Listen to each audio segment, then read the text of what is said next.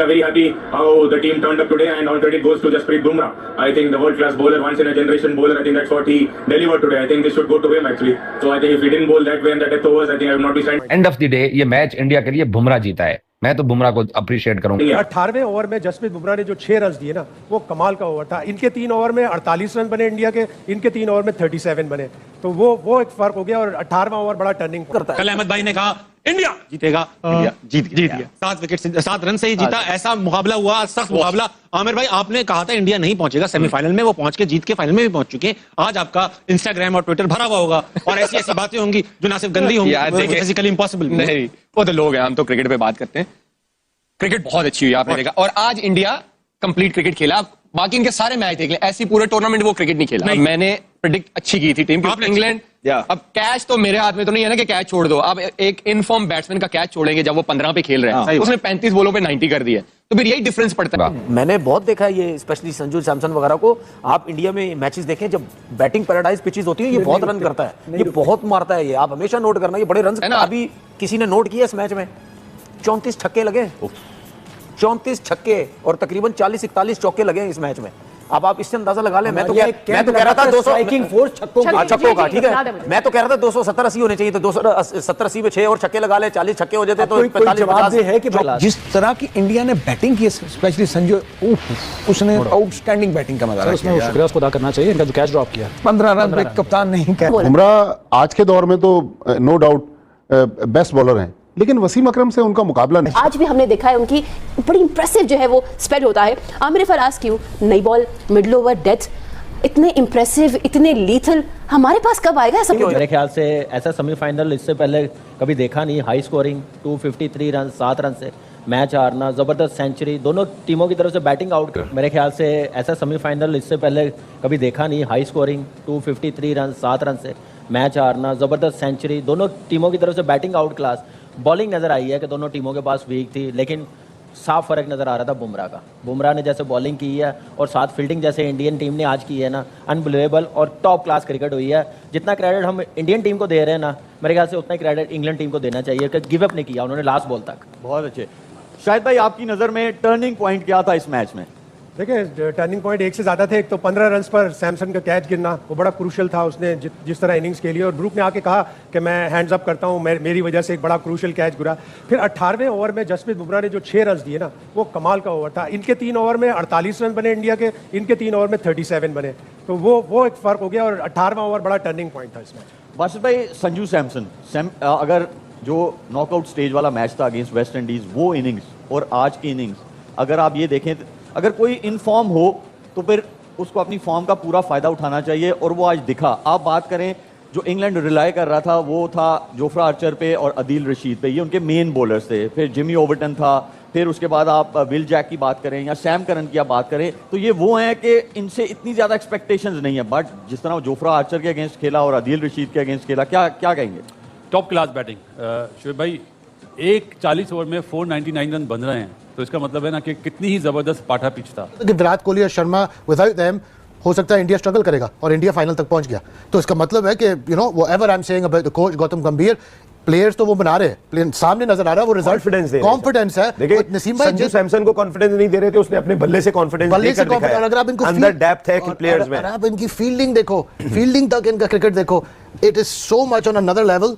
तो बाकी टीम्स के ये जो मैच अभी चलेगा ना न्यूजीलैंड इंडिया का, आई होप कि ये दोबारा एक बहुत बड़ा मैच होगा। लेकिन मेरे ख्याल से इंडिया बस का टीम जो है ना, they know how to win big moments में। इंडिया का टीम को मालूम है कि हमने जीतना कैसे मैच। देखिए, और जहां पे कोई नाइंसाफी करता है, ऐसा नहीं है, सिस्टम हमारा और उनका भी ऐसा है। आपको याद होगा सूर्या कुमार यादव हंस रहे थे संजू सैमसन पे, बिल्कुल, जब सवाल किया गया था कि भाई मैं खिलाऊं तो किसकी जगह अभिषेक को बिठा दूं, मैं इसको बिठा दूं, भाई तू खुद बैठ जाता।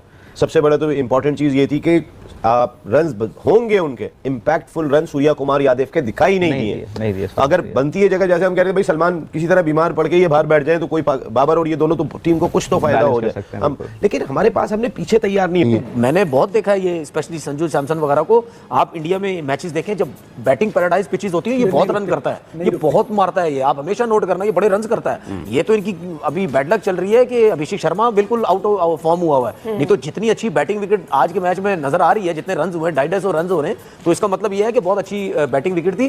तो मतलब यानी इस विकेट के हिसाब से मैं आपको एक चीज बताऊं, कम रन थे 270-80 रन मैं मैच में एक फुलझड़ी अगर लगाऊं, अगर तो इंडिया के पास उनके बेहतरीन ऑलराउंडर जैसे कि पाकिस्तान के पास है स्पिनिंग ऑलराउंडर, अगर वो उस जगह पे भेजते तो शायद 270 या 300 हो जाते। आज आपको पता चल रहा होगा पाकिस्तानियों के एक पक्का ऑलराउंडर क्या होता है। शिवम दुबे भी मेरे ख्याल से बैटिंग ऑलराउंडर है, बैटिंग ऑलराउंडर। आज बता दियो ना कि बैटिंग ऑलराउंडर क्या होता है। देखिए सबसे अच्छी चीज पता क्या होती है, देखिए ये चीजें, ये क्लैरिटी हमारे जहनों में नहीं है कि यार हम कहते हैं कि यार अगर हमें 7वें नंबर पे भेज दिया, हमने रन नहीं किए तो हमारा क्या, हम क्या करें, हमारा नंबर तो ऊपर का था, ठीक है।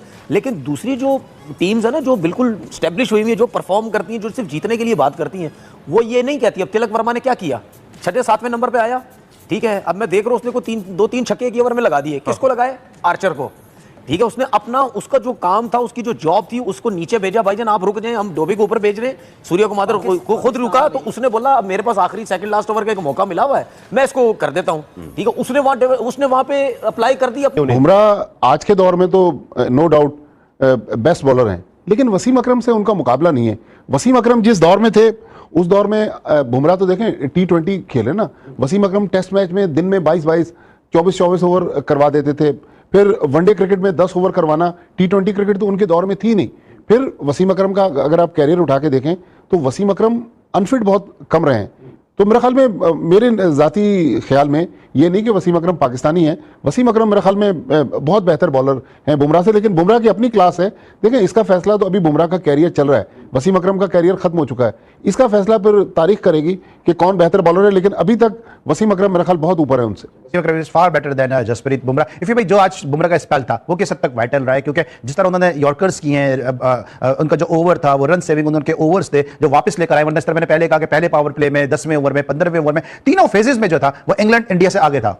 अली ये जो आखिरी 4 ओवर्स हैं, इसके अंदर से जो 4 ओवर थे, एक ओवर अक्षर पटेल, एक क्या नाम है आपका हार्दिक पांड्या, एक आपका जसप्रीत बुमराह और एक अर्शदीप का था। मेरे ख्याल में अर्शदीप ने अपने ओवर में जो कुछ वो बेस्ट कर सकते थे वो किया, मगर बुमराह का जो ओवर था जहां पर इंग्लैंड को मेरे ख्याल में विकेट देने के कोशिश उनकी थी कि विकेट ना दी जाए। 4 ओवर में 70 रन से, जो कि बुमराह के एक ओवर था, उसके बाद आपको पता था कि यार अगर यहां पर विकेट ना मिलती सूर्य कुमार यादव को, जो कि नहीं मिली विकेट, मगर ये कि उसके बाद जो 2 ओवर थे बुमराह ने उस ओवर करने के बाद तो इस बात का यकीन दिला दिया था कि 2 ओवर में 39 रन बनाने अब मुश्किल हो जाएंगे। जो सैमसन की बात करते हैं, जैसे कि अभी हफीज ने भी कहा कि अगर आप ऐसे प्लेयर का जो इस काइंड ऑफ फॉर्म में हो ड्रॉप करे कैच, तो वो फिर आपको सजा जरूर देगा।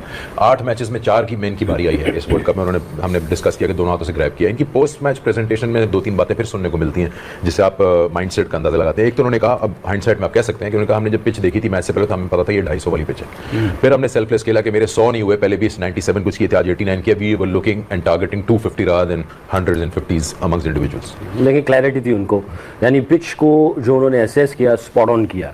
Obviously day in day out खेलते हैं, उनको पता है कि क्रैक्स कितने हैं, हार्डनेस कितनी है, कितना ग्रास है, वेदर क्या है। डे इन डे आउट खेलते हैं तो आपको पता होता है कि यहाँ पे कितना टोटल होना चाहिए, और उन्होंने जस्टिफाई किया। आई थिंक जब आप टोटल सेट कर रहे होते हैं, आप अपने आप को सेट के दिमाग से निकालते हैं, आप यही समझते हैं कि ये हम चेज कर रहे हैं 250, तो आप अपने माइंड को चैनल कर देते हैं कि हम सेट नहीं कर रहे हैं, हम चेज। मुझे लगा कि वीक लिंक इंडिया का छठा बॉलर है, और अगर बुमराह और हार्दिक वो अच्छे बॉल ना करते और सैम करन मेरे भाई जो छोटे भाई हैं, अगर वो चला देते 2-4 तो ये मैच क्लोज हो गया था। आई थिंक अगेन अगर वरुण को आप देखते तो वरुण एक्सपोज हुआ है 2-3 मैचेस में, और वो काफी रन लीक कर रहे हैं। और एट द सेम टाइम आप ये सोच सकते हैं कि एक मैच विनर आपने बाहर उठाया जिसका नाम कुलदीप यादव है, क्या आप उनको गिरा सकते हैं?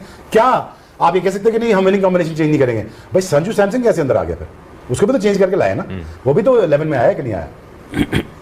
सो I think India needs to think about that. और मुझे लगता है कि they were 1 bowler short again today. आज आप 6-7 रन से जीते हैं। It was very close margin by the way. मैं वही पूछने वाला था, बल्कि बॉलिंग कोच को भी पूछूंगा। एक टैक्टिकल एरर नजर आया था, एक ही बॉलर था बुमराह। इंग्लैंड की बॉलिंग में एक टैक्टिकल एरर, जब इतना छोटा मार्जिन आपने बताया 7 रन का, विल जैक्स को आखिरी ओवर देना जहां उन्होंने 15 रन खा लिए, वो शायद डिफरेंस सोच समझ के ओवरटन का ओवर था और हार्दिक पांड्या को ऑफ। जय हिंद दोस्तों जैसा कि आपने कल के मैच में देखा कि भारत और इंग्लैंड के मैच में भारत ने एक बड़ी जीत हासिल की। जैसे कि इंग्लैंड को उन्होंने 253 रनों का महालक्ष्य दिया जिसको इंग्लैंड चेज नहीं कर पाई। दरअसल बता दें कि शुरुआत में लग रहा था कि इंग्लैंड इस मैच को बहुत लंबे रनों से हारेगी, लेकिन इंग्लैंड की टीम भी इतनी अच्छी परफॉर्मेंस की, मतलब कि 7 रनों का मार्जिन छोड़ के वो हार गई। जैसा कि हमारे प्लेयरों ने अच्छा परफॉर्मेंस किया, मतलब कि बैटिंग बहुत अच्छी की, बल्लेबाजी बहुत अच्छी की और गेंदबाजी में थोड़े से पिट गए, लेकिन पहले की तरह सूर्य कुमार यादव ने भी बहुत अच्छा परफॉर्मेंस किया और संजू सैमसन ने भी बहुत अच्छा परफॉर्मेंस किया और हार्दिक पांड्या ने भी बहुत अच्छा परफॉर्मेंस किया। ओवरऑल हमारे सारे प्लेयरों ने अच्छा परफॉर्मेंस किया इस मैच में, सिर्फ अभिषेक शर्मा को छोड़ के। मतलब कि इस बार भी अभिषेक शर्मा फ्लॉप चल गया है, जिसको लेकर पाकिस्तानी में एकदम ट्रोलिंग चालू हो गई। लेकिन बता दें कि अभी हमारे सारे प्लेयर फॉर्म में, मतलब कि इस बार फाइनल में अहमदाबाद में होना है जो फाइनल, उसमें भी अच्छा प्रदर्शन करेंगे, जिसको लेकर पाकिस्तानी मीडिया में रोना धोना है। इस पर आपकी क्या राय है कमेंट सेक्शन में जरूर बताएं। वीडियो अच्छी लगी तो वीडियो को लाइक से सब्सक्राइब जरूर करें। जय हिंद दोस्तों।